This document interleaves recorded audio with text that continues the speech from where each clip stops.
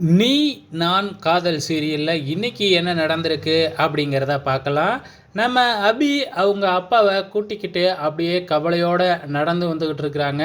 So நடந்து வர்றவங்க ஒரு ரோட்ல ஓரமா வராம அவங்க மாட்டுக்கு நடு ரோட்ல நடந்து வராங்க. அந்த நேரம் பார்த்து நம்ம ராகவ் கார் ஓட்டிக்கிட்டு வராப்புல, ஆப்போசிட்ல இவங்க வராங்க.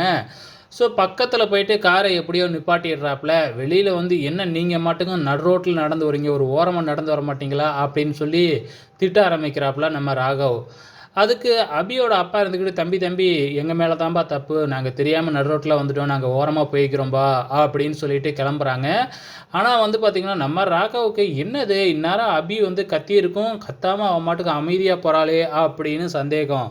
இந்த பக்கம் வந்து பார்த்திங்கன்னா மனோகர், அதாவது ஆகாஷோட அப்பா வந்து பார்த்திங்கன்னா இப்போ எப்படி இந்த திட்டத்தை பண்ணுறது, இப்படி இவன்கிட்ட போய் ஏதாச்சும் சொன்னால் கத்துவான், என்ன செய்கிறது அப்படின்னு தெரியாமல் புலம்பிக்கிட்டு இருக்காப்புல. ஏன்னா ஆகாஷ் அணு காதல் விஷயம் இப்போ தெரிஞ்சிடுச்சு இல்லையா மனோகருக்கு. அந்த நேரம் பார்த்து அங்கே முரளி வராப்புல. முரளிக்கிட்ட மனோகர் எல்லாத்தையும் சொல்கிறாப்புல. இந்த மாதிரி அவனுக்கு ஒரு பொண்ணு பார்த்துருக்கோம், அந்த பொண்ணு பார்க்குறதுக்கு அழைச்சிக்கிட்டு போகணும், ஆனால் அங்கே போனால் இவன் கற்று கற்றுன்னு கத்தி அவமானப்படுத்திடுவான், என்ன செய்கிறதுன்னு தெரியல அப்படின்னு புலம்பிக்கிட்டு இருக்கிறாப்புல.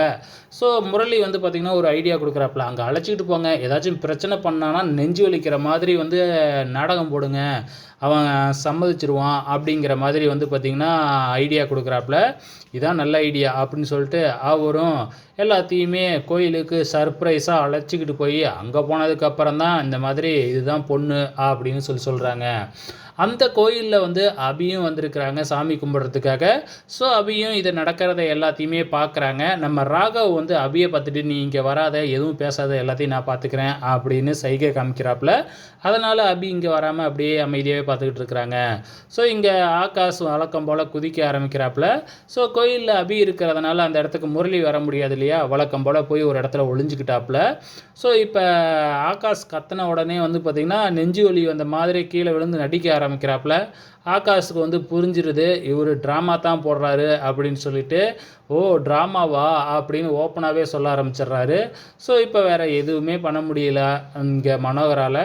ஆகாஷ் அங்கேருந்து கிளம்பி போயிடுறாப்புல. ஸோ இந்த பொண்ணு பார்க்குற இதுவும் ஃபெயிலியர் ஆகிடுது. ஸோ வெயிட் பண்ணி பார்க்கலாம் நாளைக்கு என்ன நடக்க போகுதுன்னு.